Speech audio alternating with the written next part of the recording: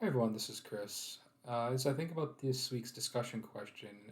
and what environmental or social justice movement shaped the city of Seattle into what it is today, one of the things that really stuck out to me going through all these slides was the effect that water pollution had on the future events and of Seattle, particularly how this water pollution affect the marginalized communities within the city or around the city.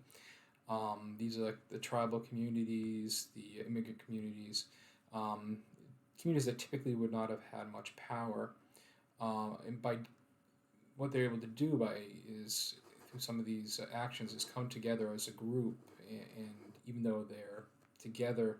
I mean, by themselves, they didn't have as much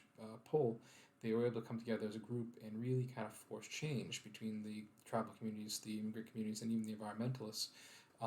to make the city and the state of Washington kind of take notice of what was going on in the area, especially with regards to pollution.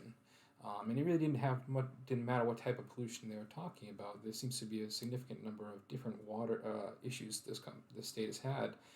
from industrial waste, oil spills, sewage, stormwater runoff, agricultural pollutants, marine debris like nets and whatnot that are end up in the waterways. Um, but by coming together, this social norm of togetherness or kind of getting grouped together to support each other really has had an effect on how the city deals with these problems and comes up with solutions.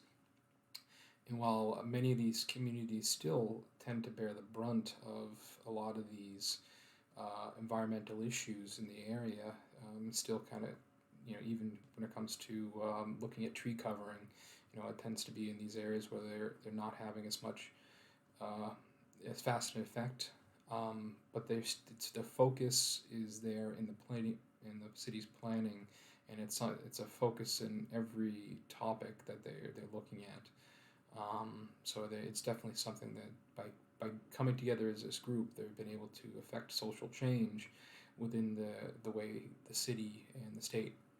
look at problems in their area.